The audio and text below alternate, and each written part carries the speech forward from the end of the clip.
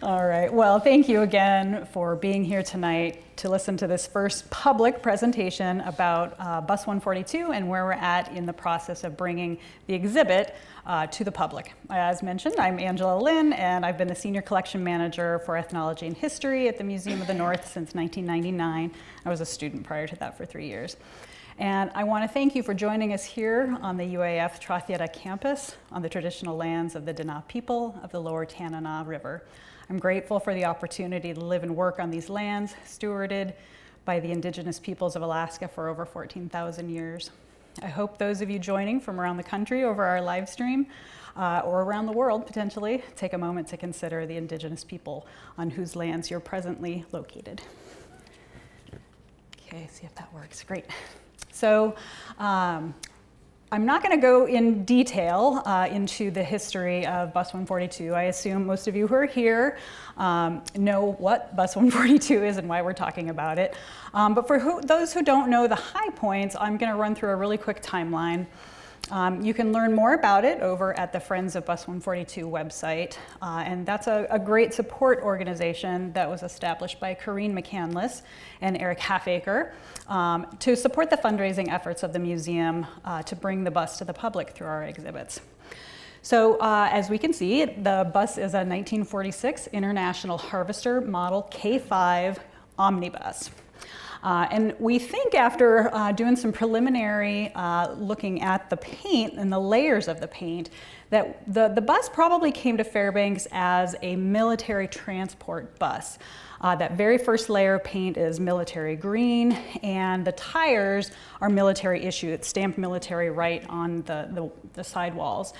And so when we think about the timing of when this rolled off the assembly line, we remember that the Alaska-Canada Highway opened for military usage in 1943 and was opened for public access in 1948. So our hypothesis is that this bus was brought up to Fairbanks over the newly opened Alaska Highway and was used probably part of a fleet to move military folks around, likely on Ladd Field, which is now in Fort Wainwright, because that was established in 1940. So after a number of years, it went into the city of Fairbanks and the city transit system, and that's how it got that iconic label across the side and the green and white paint. After a number of years, moving people around the growing city in this post-World War II time period, a guy called Jess Mariner, who was a homesteader, had a place on Van Horn Road, he purchased the bus from the city. And sometime around 1960, 61, he purchased this and another bus because he'd been hired by the Utan Construction Company to be a heavy equipment operator as part of the Stampede Trail upgrade process. The state had gotten funding to upgrade that trail that was put in about 1923 or so by Earl Pilgrim. And if, as a side note, if anybody's interested in that history, the Alaska Film Archive has a fascinating set of films, historic films, of Earl Pilgrim and his group traversing that territory before there was this established trail. So that's just a little call out on the history of the Stampede Trail there. But so that trail needed to be upgraded. The railroad was in place, and the state wanted some better access to bring that material to the railroad to get it to market. And so because it was summer and his family was with him, Jess Mariner and his wife and 2 kids moved into Bus 142 as their bedroom, and they had a second one as their kitchen and kind of living space. And that, along with a couple other buses that the Utan Construction Company purchased themselves, pulled along the trail in a cat train for several months over the summer. We have some wonderful historic footage seeing this in action that Mickey Mariner Hines, the daughter, who was, I think, around 11 years old at the time, she actually donated that film to the Alaska Film Archive as well. And so we're in the process of finding money to digitize that fully. We have a DVD copy of it that we can use for our internal purposes right now. So this is really outstanding primary resources, firsthand view of the bus in its younger years. So we can't wait to share that with everybody. So as we know, the bus eventually hit something that it couldn't recover from, and we think when the conservators looked at it, it was actually a tire that the wheel broke away from the axle, and so it could no longer get dragged along the trail, and so it was left along the side near the Shoshana River, and left for folks who we know were out doing subsistence activities. This was a welcome temporary shelter for folks who were out on the land.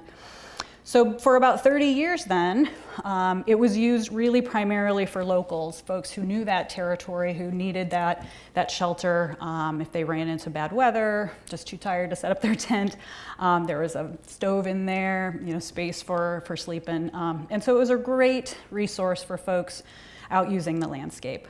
Well, we know now through the Into the Wild stories that in spring of 1992, it was happened upon by Christopher McCandless, who had been out,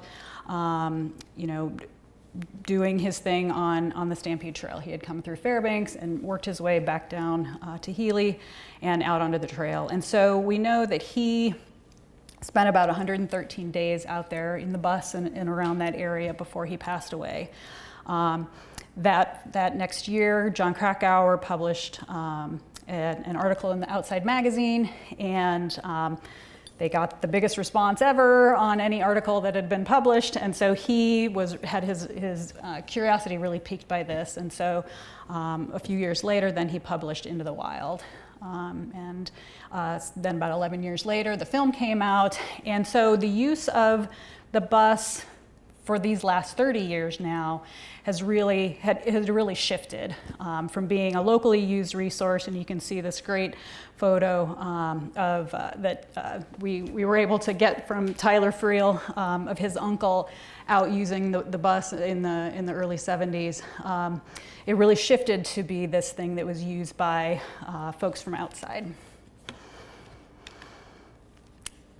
So over the years, pilgrims, visited the trail, and a lot of those people were outsiders. They were folks who weren't prepared to be on the Stampede Trail in remote Alaska, and ultimately, we know that at least 15 search and rescue operations had to take place to get those folks who weren't prepared to be out there on the trail. The folks in the Healy area, the first responders, they really bore the brunt of that high level of traffic of folks down there. And so after years of appealing to the state to remove the bus, and especially after 2 deaths occurred on the trail, the Alaska Department of Natural Resources finally did remove the bus in the summer of 2020 by using the National Guard opportunity for training to sling a heavy-duty piece of vehicle out of remote Alaska. And so that was Operation Utan. Oh. So as you might expect, there were a lot of museums and businesses and private collectors who contacted the state trying to vie for the final curation of the bus. And ultimately, the UA Museum of the North was selected for a number of reasons. Primarily, we are already a state institution. We act as a repository for state-owned resources, cultural materials, biological materials, paleontological materials that are removed from state property. Those come to the museum. The state retains ownership of those things, and then we take care of them and provide access to them for the public. And so this was a very easy logistical transfer for the state, which they really liked. We promoted the idea that we have an interdisciplinary curation team. We could bring this to the public for free, which was a key part of this curation agreement. And so on September 22nd, we signed the agreement, and September 24th, the bus arrived at the museum. One of the key parts of that curation agreement is to provide the bus in an exhibition free to the public. And so this is one of the things that we have to keep in mind throughout this entire process. Immediately, we put it into storage because, as we know, the end of September can be a kind of iffy time as far as when the snow flies. So we appropriately put it under a blue tarp and waited to see how we could make our plans for the next year. Right after that, also, we started thinking about how we would craft the stories that would go with this fairly contentious object. So one of the things that we are doing also is going through all of the objects that were in the bus and around the bus at the site. Right now we've cataloged just about 100 objects so far, and these range from the iconic seat that McCandless is shown in his self-portrait at the side of the bus, as well as these mementos that pilgrims have left at the site over the years. This was really interesting to go through and see kind of a half and half balance of things that people left for others, and then things that people left that were just really practical things for other campers, other hikers who were coming through who needed cooking vessels and sleeping bags and weather ports and things like that. So we've had actually a number of people reach out to us. We've shared some of these on social media, and folks have responded saying, hey, that's mine, or the happiness sign is a guy from France who connected with us, and I got his whole story of what that trip meant to him. And that's been, I think, one of the most significant things for me, and as we go through this process, is to think about how big of a personal journey going to the bus is. So as soon as the bus got to us, we realized that we needed to communicate to the public about our proposed timeline for exhibiting the bus, and that we needed a graphic way to really communicate how complicated the process is of bringing something in. We could have, just put it out in the parking lot and let anybody, come up to it, but that wasn't really the kind of exhibit that we want to create, and it's not going to get the best visitor experience, obviously. And so we came up with this graphic to show this really complicated this complicated process that involves a set of steps that happen simultaneously but progressively. And so the first step is kind of assessing where are we at, who do we need to have involved with us, and what are our ideas of conservation. And conservation versus restoration was a really, one of our first points of talking about what we do as a museum versus what might happen if we were just gonna have this sitting out in a parking lot, or maybe at a historic vehicle museum. So the conservation assessment happened by bringing, we started a fundraising, a crowdfunding platform using Scale Funder, and through those funds that we raised from the public, we were able to bring a pair of conservation specialists who are art conservators, but they also specialize in historic vehicles. And the team that we worked with and are hoping to continue to work with is B.R. Howard and Associates, and they're out of Carlisle, Pennsylvania. This team has experience working in very important historical vehicles, as well as working in Alaska. So that was a key thing. They weren't going to have that shock when they came to Fairbanks. And the idea of doing conservation, this takes a different approach from restoration, which is that the historical context of the object takes priority, and the focus is on stabilizing the structural elements and using materials and techniques that are safe, that are compatible with one another and the materials that they're being applied to, and that they're reversible. This is a key part of conservation. You have to have these things that if 20 years from now a new technique, new materials come along that can stabilize those issues better, they're able to reverse it and then redo it. And then, of course, documentation. Conservators are crazy about documentation. So every step of the way is documented so that we know exactly what materials were used, why it was done, how long it took to do each step. So this is really important as far as creating that paper trail and documenting for generations of the future how we manage this. So that was a really key thing. So last summer, we were able to bring two of the partners from B.R. Howard and Associates to spend 2 really intense days in Fairbanks, looking at the bus very closely, crawling around inside it, underneath it, popping the hood, looking closely at the layers, taking paint samples so they could go back and do thin sections and see exactly, what those layers of paint could tell them. After that time, they went back to Pennsylvania and they produced, by the end of the year, they produced this really detailed plan for us, and with a set of recommendations and this proposed budget for stabilization and treatment. And we took that then to our interpretive team, our interpretive advisory team, that we had been establishing and adding to kind of talk about what our philosophy would be and how invasive and how much work we wanted them to do. So that next step, the actual treatment itself, will happen through a combination of grant funding and private fundraising. So we're currently waiting to hear about a large proposal that would pay for a substantial amount of that work, to have the folks come to Alaska to work here in the high bay, and make that activity on view to the public. We've got local businesses who've committed to providing the required match for this grant for the 4-month period that they're going to be here doing that work. And so if we do get that funding, we'll have another call to our supporters for that crowdfunding to help us raise some of that cash match, that'll help make this really crucial part of the process possible. So that work, as I said, will take place here in the high bay, just over there, or maybe it's over there. No, it's right there. And it will be done by the 4 senior conservators from B.R. Howard and Associates.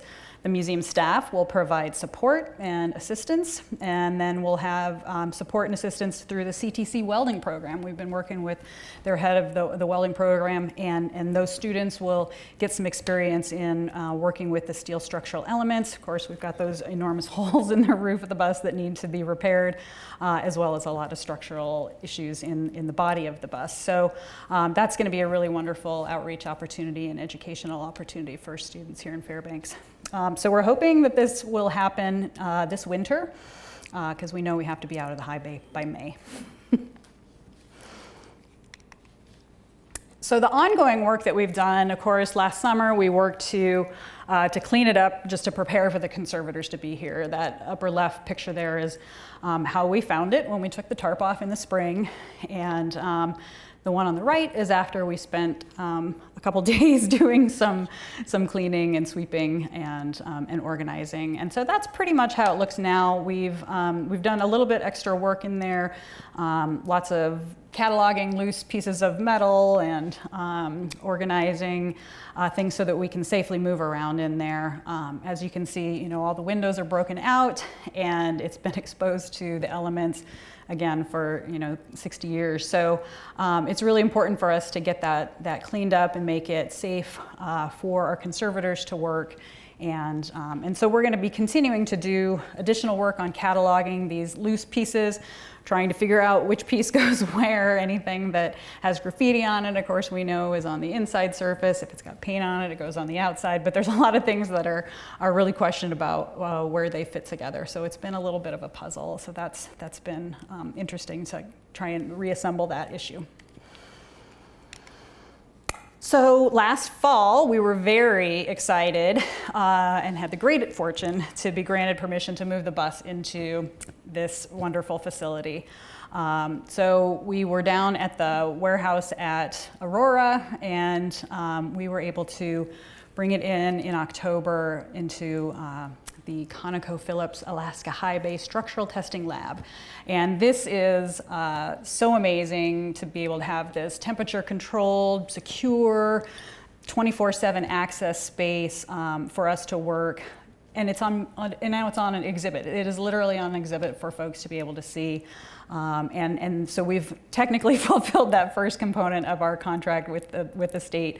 But we definitely, this is just the first step in this process. So, it's just really wonderful to be able to work in the bus year-round, not having to move collections out when it's 20 below, and working under a blue tarp.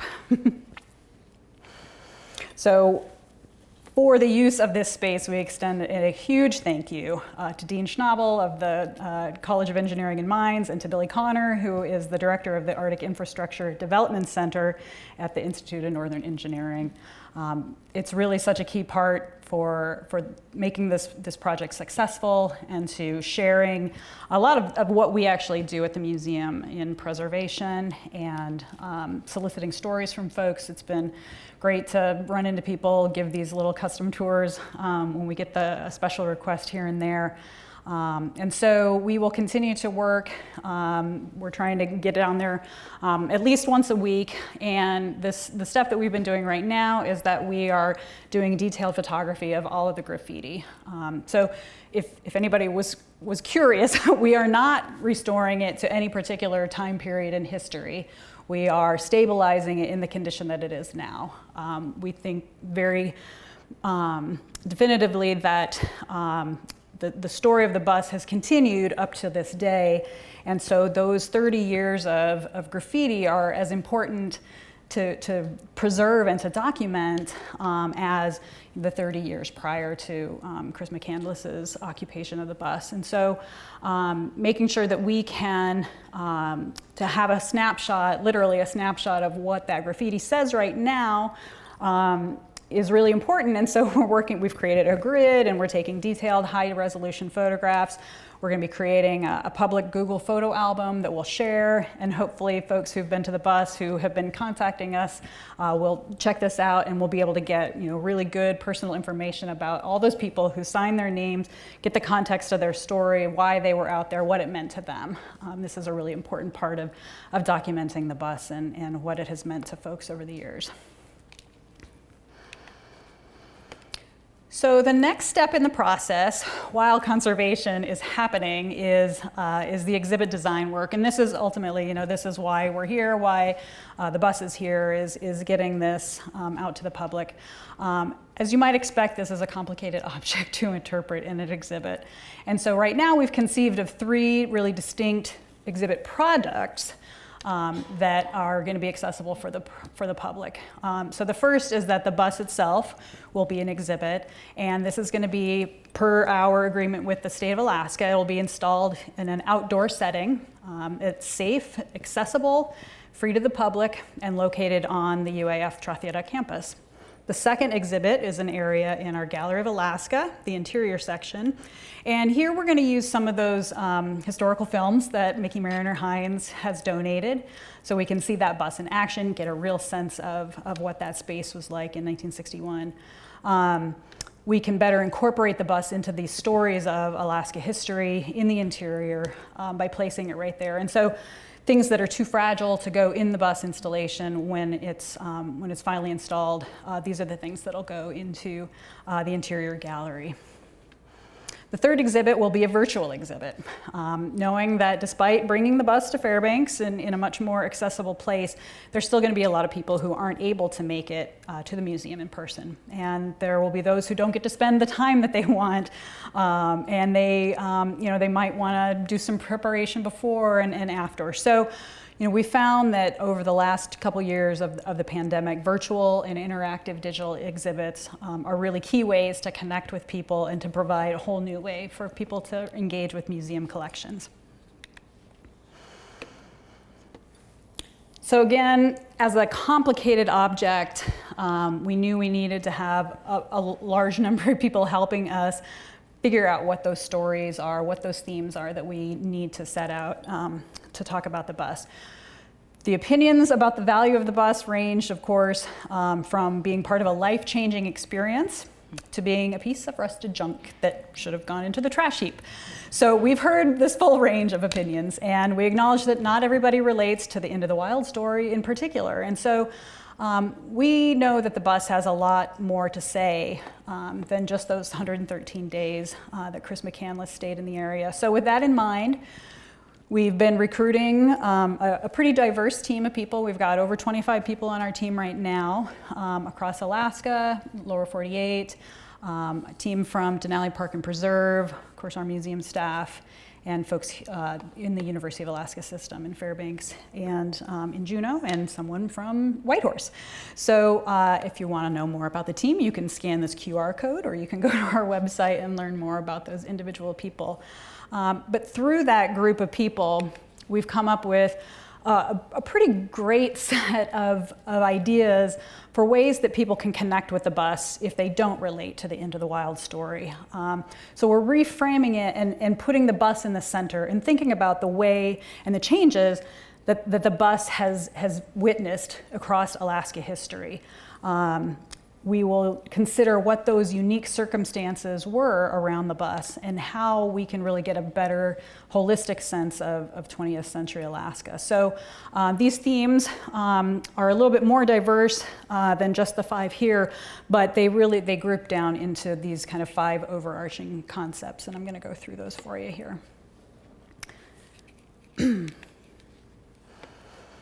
So it might seem that an exhibit that centers around a bus manufactured in 1946 and left on a trail in interior Alaska might not have a huge indigenous component to it, but we decided and heard pretty strongly that we should ground this exhibit by reminding our visitors that we're on indigenous land, that the land that the bus inhabited had been used by diverse Northern Dene people for thousands of years. And most recently, over the last couple hundred years, that area around Denali Park and Preserve has been used for seasonal subsistence activities by the Dena'ina, the Western Ahtna, the Lower Tanana, the Koyukon, and the Upper Kuskokwim peoples. So we took that advice, we took it to heart, and we think it's really important to start our story by acknowledging that landscape and the people who have stewarded it over the years.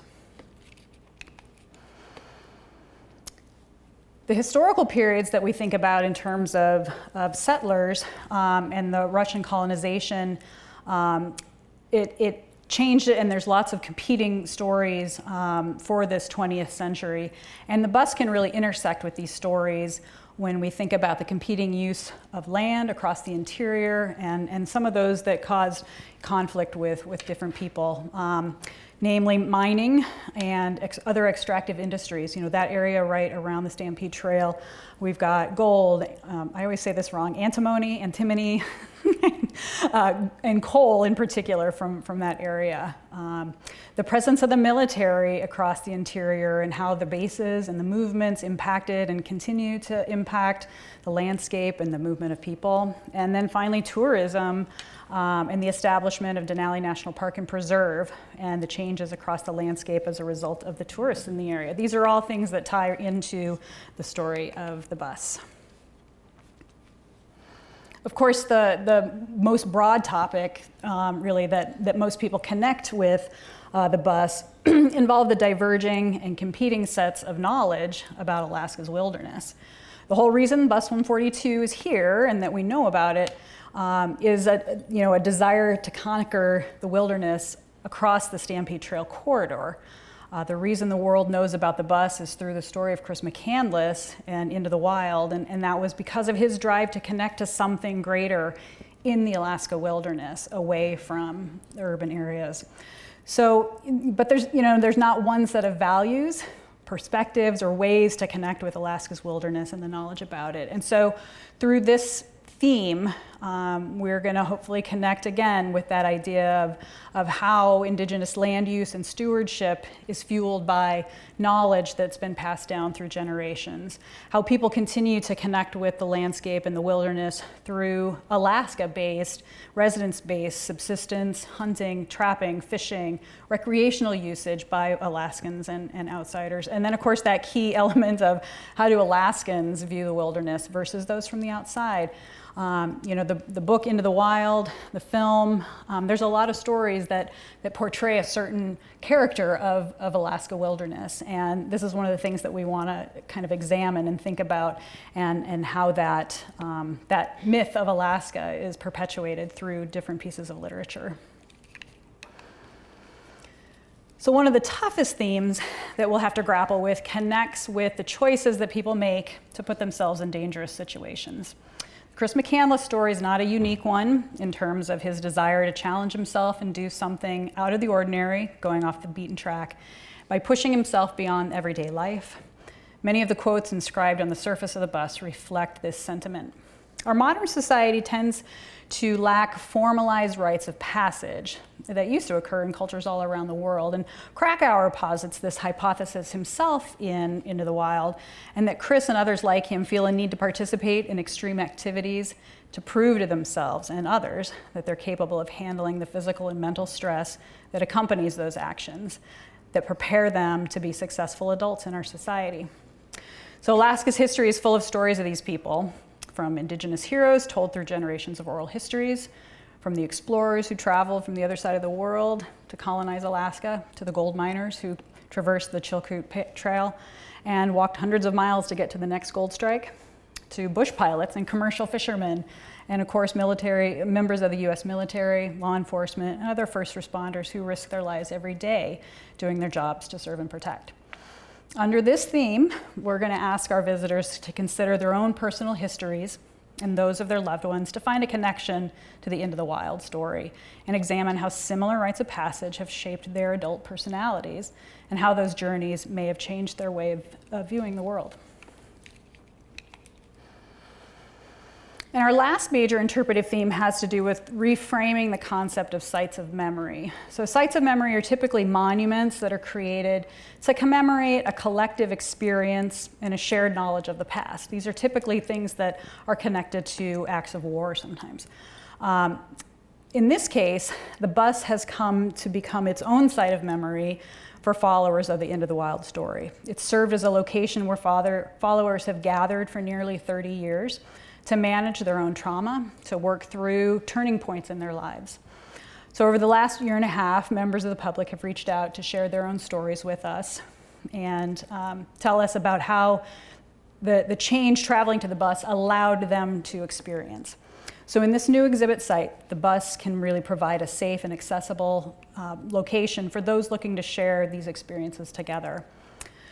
Likewise, we've been approached by members of the public who experienced distress over the focus on one affluent white young man who seemed to choose to put himself in a dangerous situation when there are currently over, I think it's 1,500 individuals on the Alaska State Trooper missing persons list. So when there are thousands of missing and murdered individuals throughout Alaska's history who go unnamed, when Alaska Native people are disproportionately represented on those missing person lists, even here in our own community. So while we clearly can't change those statistics, it's our goal to help raise awareness about the statistics and acknowledge those whose stories have been lost to history and erasure. Our interpretive team process is reinforcing the idea that the story of Bus 142 is not just a story about Christopher McCandless and his 1992 death on the Stampede Trail, but rather it's a story that has the potential to connect with all Alaskans. So step 4 is the one that we are really still working out this part, but we're hoping to have a site location approved shortly, and we'll be able to begin that process of working with UAF's Department of Design and Construction for this outdoor exhibit. We've assessed about 10 different locations across the campus, the Trothieta campus, and we've used a rubric that includes elements like ease of access to the visitors, conservation criteria, security, access to the utilities that we need for lights and security cameras, and the potential viewshed impact on the Trothieta Park and future Indigenous Studies Center. And we've presented this plan to the UF Master Planning Committee, and we're hopeful that very soon we will know if our preferred location has been selected. In the meantime, we have worked on a number of scenarios just so that we can continue to move forward with this idea. So our head of exhibits and digital media, Roger Top, he is great with visualizing things digitally. So he very early on came into the high bay with an iPad with scanning software on it, and we started collecting 3D scans of the bus, and he started figuring out ways that he could use that as a way to help our team, our interpretive team, visualize and get a feel for what the bus exhibit might look like for outside. So this is an early one when we were working on a particular idea, but this is just a way of presenting how a visitor might travel along a path through a section of the boreal forest here on campus, stop along the path, which we're now proposing to be a boardwalk, and have these interpretive signs along the way where they get to introduce to these different ideas before they reach the bus. Our plan for the bus, we still don't plan to have it open all the time for people to go into, and as a result we're designing a ramp that you can come up on the backside so that you can look into the bus and see everything that we've got set up inside. So this early visualization kind of gives us a feel for how that setting might be. But of course we now know that we need to have a cover over the bus, and this is part of our plan for preserving it and helping to decrease the amount of sunlight that continues the fading and further damages the old metal of the bus. And so one of the really cool opportunities that we have as being part of a university is to work with the engineering program here in this building. And so we were able to get with the senior capstone class, which is the design of engineered systems. And under the advisement of Professor Nathan Bells, a group of 4 civil engineering students took on the project of creating a cover for the bus. So they went through the entire problem of what site they should use and what should they call themselves. They decided on MBS consultants, Magic Bus consultants. They proposed a number of designs. They worked with us to figure out what we really liked and what we thought would work great. And then they bounced around ideas in terms of the pricing of things, the accessibility of the site, what it would cost to do different types of foundations. So the proposed site that they used for the sake of their course that took place this spring was one of our preferred locations in the trees just to the north of our building. And this would utilize an existing path just to the north of the blockhouse. It's already cut through the trees there. And then it would provide access into an open space that would be slightly cleared out using selective tree removal. This would provide easy access for installing the physical elements of the bus, as well as bringing in those utilities for lights and security camera. And bringing it back away from the front of those trees provided a great block for the sight line for folks that are on the Trothieta Park, as well as in the future Indigenous Studies building. This design creates a path in and a separate path out so that folks could kind of get more of a hiking experience. I'm not going to go 22 miles on the Stampede Trail, but it's a little bit of a hike through the trees to put themselves in the frame of mind of being in a remote location. And this would allow us to have interpretive signage that could lead folks in and out.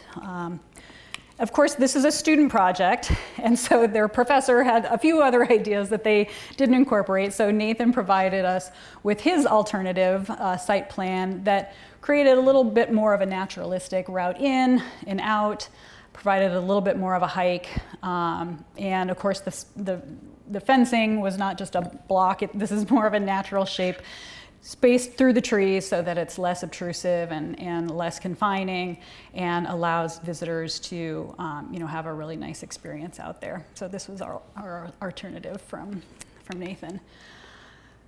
Working with Nathan, he came out again with us and folks from design and construction.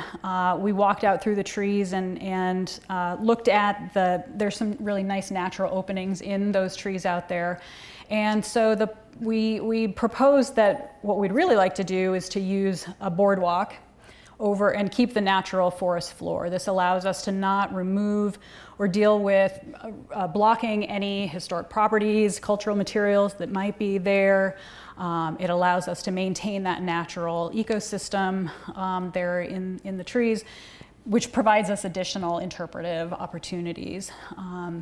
This supports the ecosystem research, instruction, and recreation designation for this part of the forest here by the museum. That's part of the UAF Trails and Greenways report. And then using this space for this purpose also supports the 2020 master plan for UAF, which designates this area as interpretive landscape. So we felt that this kind of site using boardwalks allows us to have ADA accessibility, easy snow removal in the wintertime. We could have some areas of compacted gravel so people could get off the boardwalk, have their own time, and experience the site for themselves. So this is all part of the process of coming up with ideas and listening to folks who know how to do this. So some of the additional media, we're looking into for providing other ways for people to access this information have been driven by Roger Top, our Director of Exhibits and Digital Media. So he's developed already a separate little conservation tour that you can take in our existing museum app. You can download it through the iTunes store now and check it out. There's about 10 minutes of interviews with me walking around in the bus, pointing out different components of it. We're hoping to add some more community voices through some interviews that we're going to start working on this summer. So we'll be adding material to that throughout the year. He's also created this really cool desktop bus app that will eventually be the museum virtual exhibit. But he's gone through and done 360-degree photography in the bus, in the high bay, all around it. And so through this app, you can put yourself right inside the bus. You can look at the ceiling, you can look at the floor, you can move around, you can zoom in and see the graffiti. You can look at different features of the bus. So these are additional ways that people can engage virtually with this object without getting right up close and personal with it quite yet. A couple other really important connections we've been able to make, again, as being part of the university system. Last summer, we worked with the UAF Art Department faculty, Charles Mason and J.R. Inchetta, to provide time for the graduate photography students to get down there and photograph the bus up close while it was at the Aurora warehouse. Those students had this really unique experience to photograph a large object with a lot of character in a pretty controlled setting. And then in November, we were approached by Dr. Jessica Guerin, part of the International Arctic Research Center, to do some 3D scanning demonstrations using unmanned aircraft systems, so drones, flying around in the high bay to help train her students who were part of the native village of Unalakleet. And so they spent several hours in the high bay running their drones around. You can kind of see it. Where does this have a pointer? Oh, I don't know where it is. Anyway, you can kind of see it above that guy's head to the right in the bottom corner there. So this drone was zipping around and created this pretty interesting 3D model of the bus from all angles. On top of those educational opportunities, we've been able to provide access to individual UAF students who've reached out to gain access to the bus while it's in the high bay, and that's been supporting their educational goals here at UAF. So that is where we stand right now with the work that we've been doing. As I said, we're waiting to hear about a major grant proposal that would support the conservation efforts over the next year. We'll be submitting another major proposal to the National Endowment for the Humanities in August, and that's going to support building the exhibit itself. This fall, we're going to go out to the Stampede Trail itself with our curator of archaeology and some researchers to do archaeological mapping of the site on the Stampede Trail, and while visiting some of the known archaeological sites in the area with our Interpretive Advisory team member, Kayana Carlson, who is representing the native village of Cantwell. We'll be able to capture some 360-degree photos of the site as well, and that'll be added to our virtual exhibit content. And of course, we're always asking whose voices are not represented, those stories that aren't included in our interpretive themes, and how we can portray a well-rounded history of the bus. If you or somebody you know is interested in joining those efforts, I'd be happy to talk to you and see how you might be able to contribute to our project. So thanks for your attention, and I look forward to answering any questions you have. Hi, my name is Kelly. Thank you for the presentation. I like the fact that you're going to put it over the interpretive area there, and because part of Krakau's theme, if you will, or hypothesis was at the story about plants. And I don't know if you're able, to the interpretive group, to make that connection between the Native people and what Chandlis was trying to do. Yeah. And I know it's a hypothesis still about how everybody done. But I think there's a nice connection there. And I guess the other kind of question is that interpretive plan going to be available to review before it's launched? So probably, yes. We're trying to be very public in the work that we're doing. And so I've built a pretty robust website for the bus. And so our plan is once our team kind of figures out if this is the way that we're going to go, then we'll make that public and we'll make it available for public comment for sure. That's been a big part of acknowledging these diverse perspectives that exist out there. So yeah, we'll definitely do that. And of course, there's a huge social media following around the world for this story. And so we want to make sure that we're meeting expectations of people out there, but also providing some new insights for folks who aren't necessarily connecting to that Into the Wild story. So that's your second question. The first question, yeah, we of course have a really outstanding curator of botany at the museum, Dr. Steffi Ickert-Bond. We have access to the folks who did those studies in the chemistry department here at UAF about the wild potato seeds. And the Dena'ina plant lore book that McCandless used, I was actually just contacted by Jim Carey, and they're looking at, the linguist Jim Carey, so they're looking at redoing that book. And it would be perfect timing for us to work with them and integrate some of that traditional knowledge that folks share through that publication and use it not just for interpreting that part of the story, but really using some of that information for the environment right there in the forest, in the trees right there behind the museum. Certainly that's a great learning opportunity and educational opportunity for folks here on campus. You mentioned that you had people going down to the bus area in order to take 360-degree photos. Are you talking about virtual reality filming, where you can actually do submersion in the type of context that bus set in, which is totally different than the university? Right, exactly. Yeah, we acknowledge that the boreal forest setting that we're going to be in is not the foothills of the Alaska Range. So yes, one of the things that I'm proposing to our head of digital media that hopefully he'll be able to figure out how to do is to use that 360-degree photography, and we can create what is known as augmented reality, where you've got your smart device and you hold it up to that thing in front of you, and this background that actually is the Stampede Trail and the foothills of the Alaska Range show up on your device and place that real object that's right there in front of you in that virtual background. So that's one of the cool things that we could potentially do, but we could also have that bus, the scan of the bus, the 3D scan of the bus, placed back into that real location within the virtual app. So there's lots of cool ideas that are floating around, and it's just a matter of finding the experts who can make it happen and the funding to pay for it. I'm just curious, at the 49th State Brewery in Healy, there's another Fairbanks bus. Of course, it's not the real bus, but an awful lot of tourists and people see that bus. Are you planning to put any kind of display there or tell people there that the real bus is at Fairbanks? We haven't talked about that yet, but I think it's a great opportunity to remind them that was the bus that was used in the film, and that if they want to see the actual one, that they should go another 2 hours north and see the real thing here for sure. Yeah, no, that's a great idea. Okay. Thank you.